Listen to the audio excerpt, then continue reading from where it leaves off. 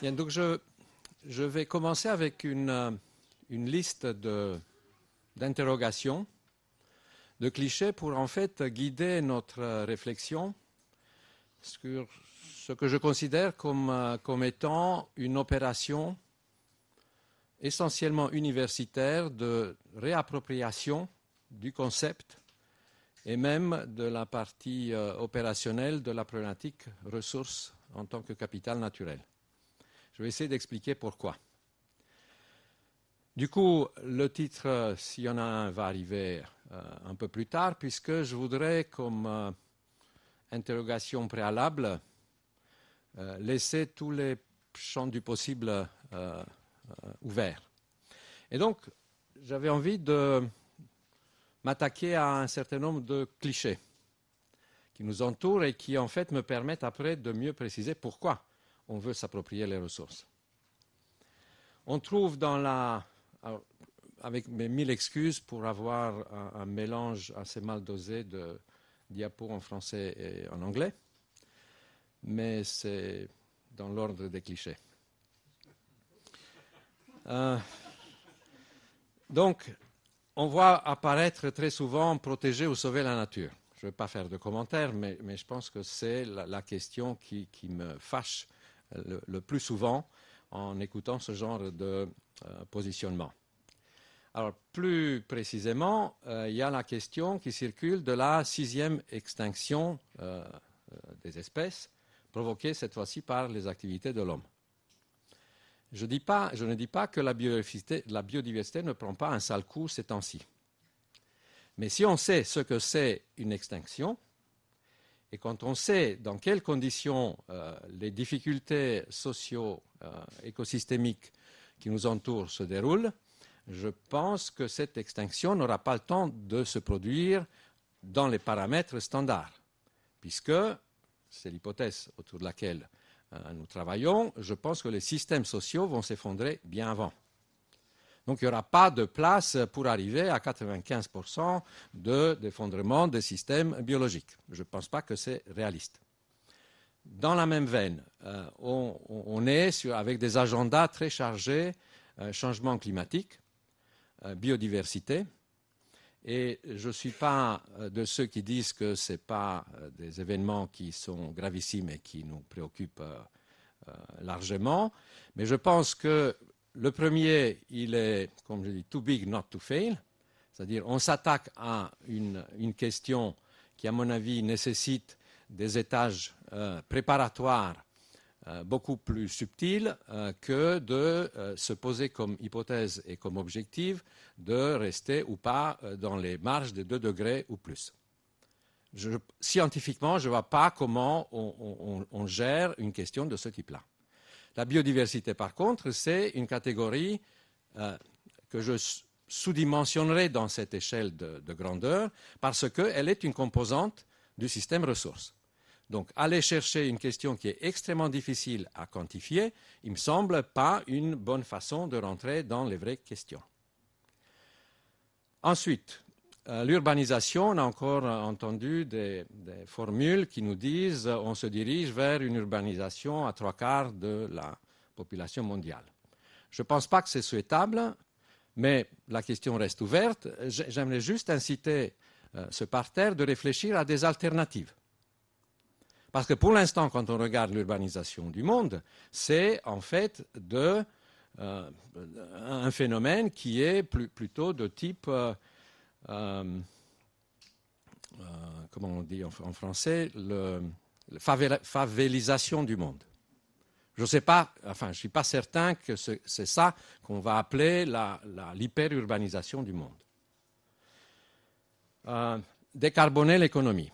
Je pense qu'on est loin du compte. Déjà, substituer le carbone fossile par du carbone vert, ce serait une opération extrêmement différente des modes de production que nous avons aujourd'hui.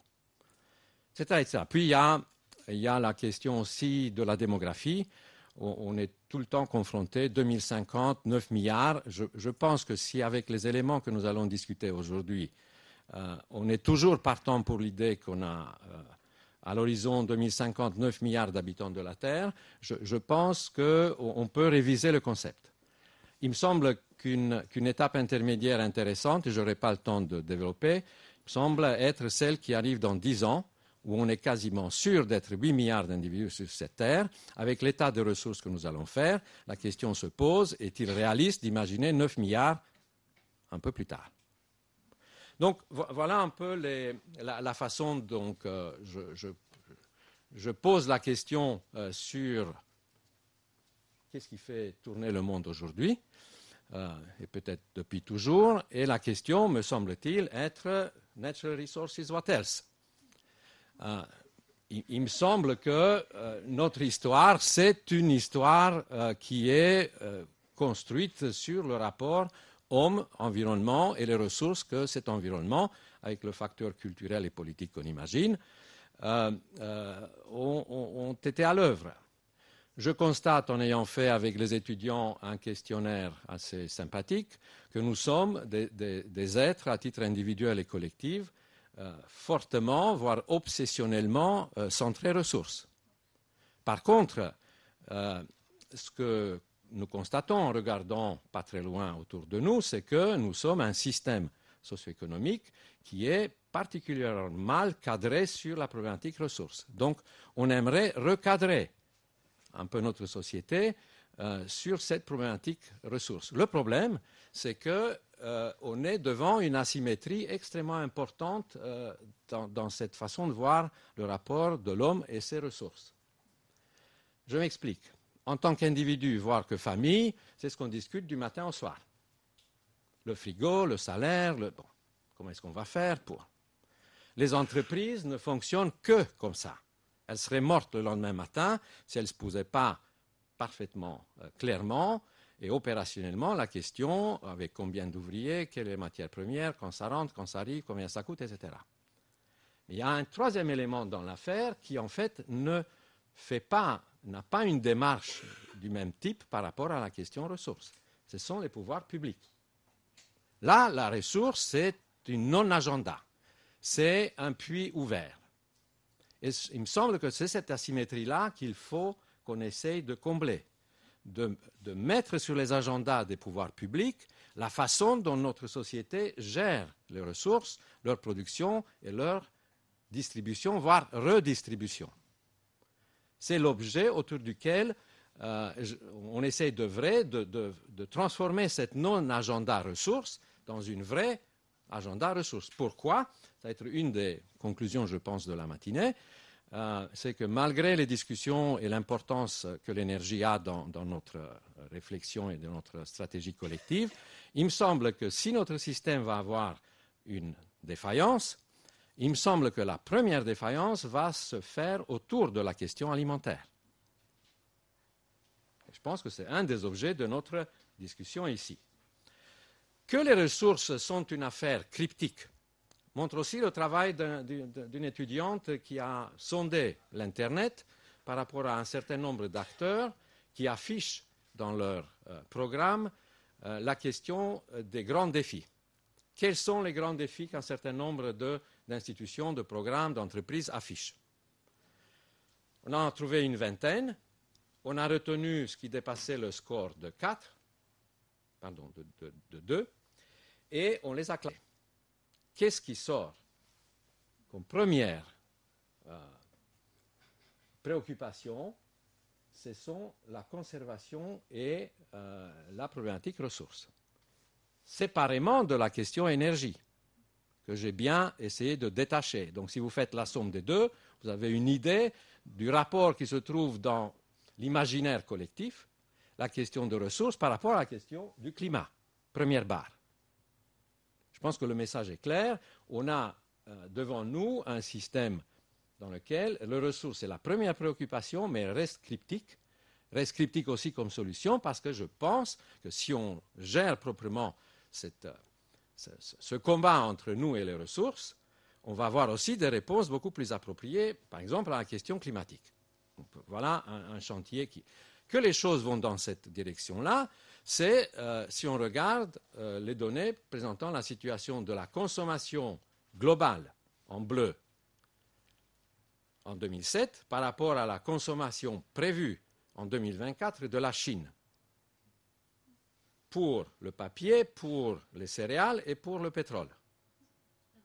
Je pense que ça m'épargne un commentaire. Donc, comment est-ce qu'on va faire pour que, à cette échéance-là, on puisse avoir les réponses appropriées?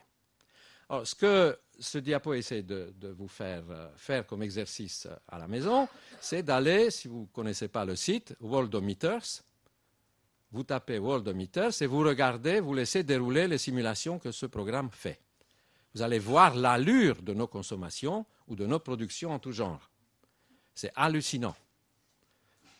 En regardant justement cette allure-là, qu'on peut, à mon avis, avoir une réaction immédiate et dire il faut qu'on rentre dans cette autre dimension qui nous fait réfléchir et agir sur la problématique ressources.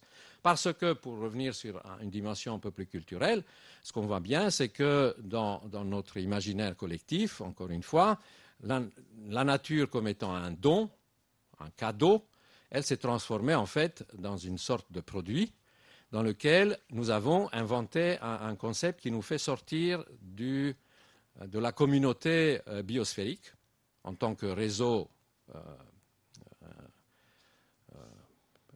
de relations entre les espèces et qu'on est la seule espèce probablement dans le monde qui crée du déficit et de la dette. Donc on est dans un système culturellement câblé, structuré pour fabriquer de la dette entre nous et la nature. Donc on est dans un système de forçage. Aucune autre espèce ne peut se permettre de provoquer les forçages dont nous sommes capables. Et on le fait à tous les niveaux et à toutes les échelles.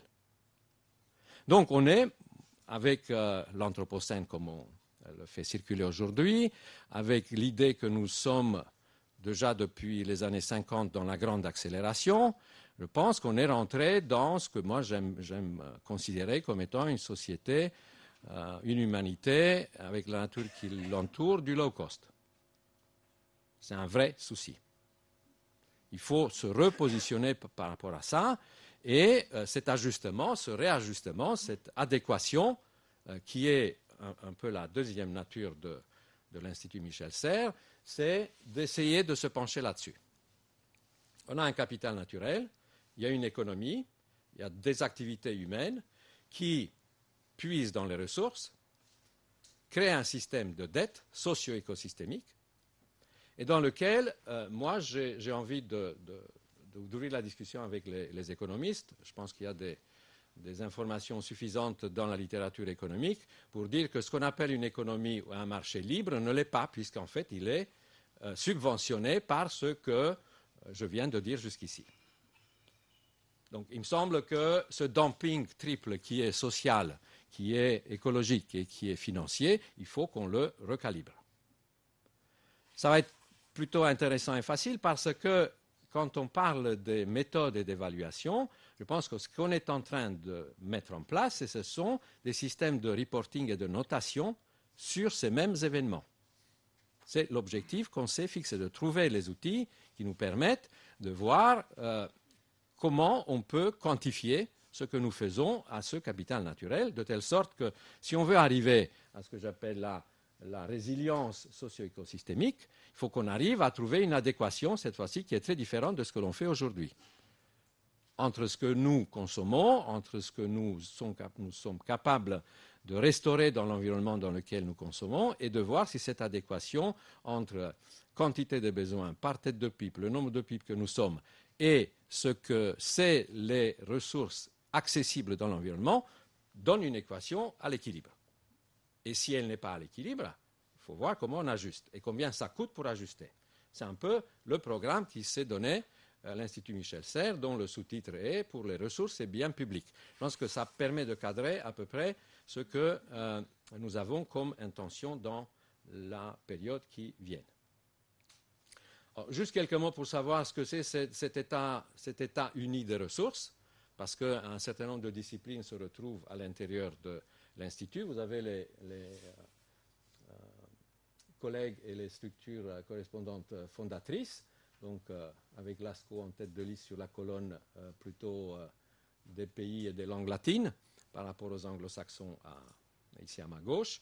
Ce qui est intéressant avec cette problématique ressources et où je trouve énormément de plaisir depuis le début, c'est qu'il n'y a pas de discipline orpheline. Chaque discipline a quelque chose à dire sur la question. Donc on ne se sent pas en position par rapport à d'autres disciplines. Je pense que c'est assez riche et complémentaire. Et puis en tant qu'outil pédagogique, je l'expérimente depuis 5-6 ans maintenant, à temps plein, c'est absolument fabuleux ce qu'on peut faire avec cette question et les étudiants. Donc, pour faire une synthèse de ce que cet institut est censé produire, il y a un premier cercle de disciplines fondatrices, notamment les sciences de la nature, sens large, les études, les sciences socio-économiques, et puis tout le monde des études juridiques. Vous trouvez là toute une série de petits mots-clés plus ou moins associés à chacune de ces disciplines ou groupes de disciplines. J'aimerais juste signaler le fait que dans les priorités que nous avons et sur lesquelles nous penchons dans un premier temps, c'est pour les sciences de la nature, par exemple, la biomasse et la productivité biologique. Extrêmement intéressant comme sujet. Dans la dimension économique, ce qui m'intéresse beaucoup à observer socio-économique, c'est la question de ces forçages dont je parlais tout à l'heure et de la question de la compétition. Je pense que c'est le carburant du système et il faut s'intéresser de très près. Surtout que j'ai une idée assez précise de ce que c'est la compétition dans la concurrence, la compétition dans les systèmes biologiques. Ensuite, je pense que toute la dimension des politiques autour de ça, et qui est au cœur de discussions que nous avons depuis hier, ça me semblait également extrêmement stratégique. En tout cas, l'Institut est là pour essayer d'organiser, ce n'est pas un grand mot, mais d'accompagner les synergies entre ce type de questionnement. Ça, c'est dans le résumé que j'ai envoyé. Je ne vais pas m'attarder, mais c'est pour vous dire que quand on commence à réfléchir sur la question ressources, on voit bien qu'on n'est pas prêt. Il faut vraiment intellectuellement repenser le terrain. Je salue les économistes qui n'ont jamais abandonné cette question, mais pour le reste des disciplines, il y a des trous énormes dans la façon dont on s'est préoccupé de la chose. Donc, on est avec un chaînon manquant, puisqu'il faut une démarche système de la question ressources. On n'a pas des outils suffisamment préparés pour s'attaquer à la question. Et puis, dans la dimension gouvernance, il y a une série de questions qui sont extrêmement critiques. Et que donc, le chantier est énorme. Donc, plus on est, mieux ça sera. D'autant plus qu'il va falloir non seulement avoir des outils autres, mais aussi savoir comment on passe de business as usual à ce qui va être la situation d'après. On a du mal peut-être à la définir, mais en tout cas, on pense en termes de transition. Et l'idée de l'Institut, c'est d'utiliser le système ressources comme étant l'élément qui nous permet de construire des transitions ressources centrées, toutes ressources centrées. Évidemment, ça demande un travail de recalibrage, de recadrage, y compris culturel, peut-être surtout culturel. Je donne un seul exemple. L'expression qu'on trouvait par le passé, c'est d'arriver à un équilibre de la nature. Je pense qu'aujourd'hui, la question se pose d'arriver à un équilibre avec la nature. Donc tout ça, ça demande des changements économiques, politiques, culturels, etc. Donc ça va être extrêmement difficile. Et donc l'ambition, je pense qu'on a avec François, c'est d'apporter des outils, des éléments, des instruments pour provoquer ce changement. Je pense que le système, le logiciel qui tourne aujourd'hui, ce n'est pas ce qui permet de passer à quelque chose dans lequel la transition ressources centrées serait en fait, se donnerait en fait comme critère, comme valeur même, je dirais, deux éléments. Et on a pas mal travaillé là-dessus avec Edgar ces derniers temps, par exemple. Il y a deux. Il y a la composante écosystémique et à la composante sociale dans le système. Faut qu'on rentre dans ce que la biosphère permet par rapport à ses cycles, par rapport à ses fonctions, par rapport à ses rythmes, faire en sorte que l'économie rentre dans ce système, puisque pour l'instant on fonctionne à l'envers. Et or, c'est pas ce qui va permettre d'aller bien et plus loin.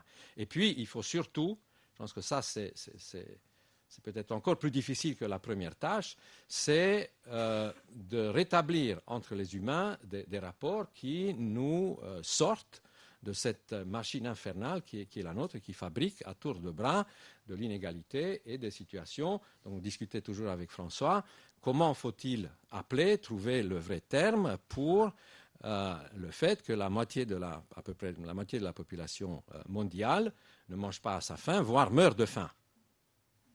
Quel est le nom de ce phénomène? Or ça, à mon avis, ça passe par un réajustement, par une redistribution, réallocation de ressources. Et par exemple, un objectif à mon avis qui est intéressant de poursuivre, c'est d'arriver à rassembler dans un seul socle les droits et les devoirs des individus et qu'on pourrait appeler socle universel de protection sociale. Il y a de la matière, donc on peut faire. Donc, ce qu'on est en train de faire ici, en fait, c'est de réaliser cette alliance entre les sciences de la nature et les sciences socio-juridiques. Les dimensions légales, ça je fais une confiance absolue à l'ASCO et donc il se penche. Mais discuter déjà, ça nous a permis aussi de recalibrer nos projets. Et donc ça, c'est en route au niveau du programme LASCO. Après, les outils de diagnostic, de monitoring, et je pense qu'on est capable de les faire en temps réel aujourd'hui, c'est quelques éléments que je vais vous donner comme exemple. Et c'est par exemple le projet qui se déroule à l'Université agronomique de Cluj va dans ce sens-là, où on essaye de définir en fait quelles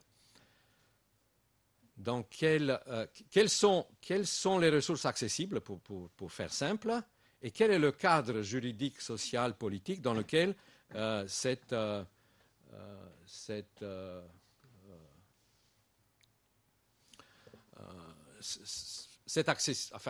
disponibilité en ressources peut opérer. Quelles sont les normes à l'intérieur desquelles on peut opérer cette accessibilité et donc l'adéquation par rapport à ce qui est disponible et ce qui est vital. Et puis, j'aimerais vous présenter juste en quelques mots le travail que je viens de faire à mes étudiants. Vous avez observé aussi que dans cette opération ressources, pour moi, les étudiants, donc du coup la jeunesse représente une catégorie absolument extraordinaire, que je passe le plus gros de mon temps avec ça parce que je pense qu'ils sont en train d'encaisser tout ce que j'ai montré comme étant les choses qui ne marchent pas dans notre société. Or, c'est pas en tant que senior, en tant que parent, je pense que c'est la première chose à corriger dans notre façon de faire les choses. Et donc, je travaille pas mal. Alors, ce qu'ils ont fait, ils ont interrogé dans l'opération transition les acteurs régionaux pour savoir quelle région ils leur préparent au moment où ils vont arriver aux manettes, les jeunes. Et je vous dirai en quelques mots quelles sont les priorités sur lesquelles ce travail a abouti.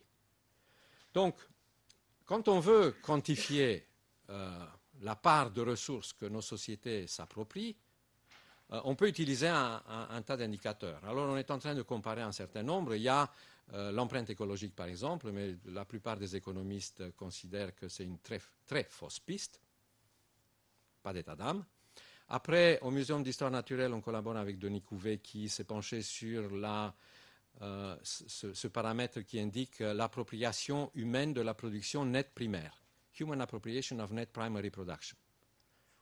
Alors, on est à la louche à 40% de la production nette primaire que nos sociétés, 38% que nos sociétés accaparent. En sachant que les règles de l'écologie suggèrent fortement qu'il faut laisser la moitié de cette production nette primaire pour que le système puisse se régénérer, donc on est avec une marge de 10%. Bonjour la biodiversité, si vous avez envie, on peut en discuter, mais c'est là que ça se joue.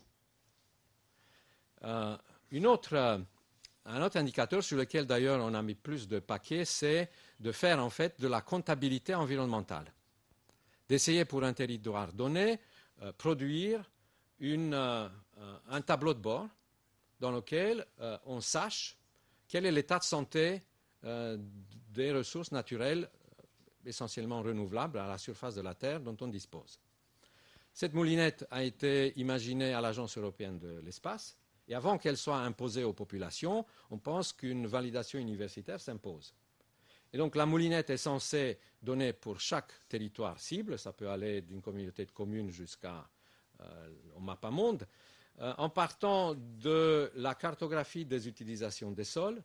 Pour chaque écosystème, chacune des colonnes rouge, bleu, vert représente un écosystème ou un type d'écosystème d'un territoire donné, dans lequel on essaye de comprendre quelle est la production de biomasse, indirectement de CO2, quel est l'état du réseau hydrique et comment se comporte en tant que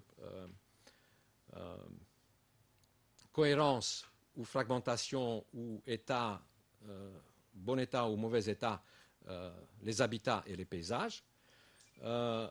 Identifier une composante qui serait du type service qui serait plus ou moins accessible dans les conditions dont fonctionne un des écosystèmes qui sont sondés ici, etc. Et arriver avec un tableau de bord qui vous donne un certain nombre d'indicateurs sur la capacité d'un territoire donné de rendre accessible et dans quelles conditions les ressources dont il dispose. Alors ça se traduit partiellement par ce genre de paysage où vous avez un potentiel écosystémique d'un territoire où la grille de couleurs vous donne, par exemple, pour la région du nord de l'Italie, l'état de santé de ce potentiel, comme vous le voyez ici. Alors, ce qui est intéressant, c'est que ce type d'outils et leur utilisation circulent dans toutes sortes d'instances dirigeantes, notamment en Europe. Le monitoring de la biomasse est devenu un exercice quasiment standard. Et donc, je pense que se préparent un certain nombre d'outils au niveau décisionnel qui vont aller dans ce sens. Et je suis persuadé que si le monde académique s'approprie intellectuellement cette opération, ça sera tant mieux pour tout le monde.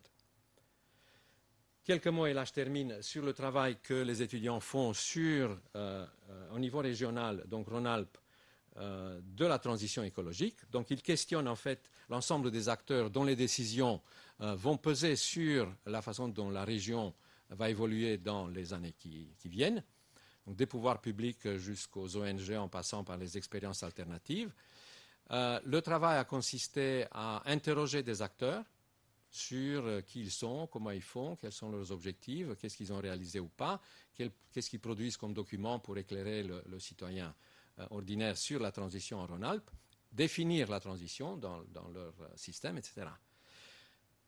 En deux mots, les conclusions de mes chers petits, c'est que la région Rhône-Alpes ne sait pas très bien où elle va, ou alors elle laisse émerger ce qui peut aller au mieux, que la recherche scientifique en Rhône-Alpes n'est pas prise en compte par les décisionnaires régionaux quasi systématiquement, et que parmi les priorités qu'ils ont identifiées à travers la catégorie ressources, ce sont deux questions qui leur semblent extrêmement importantes, l'aménagement du territoire et le foncier. Le débat est ouvert.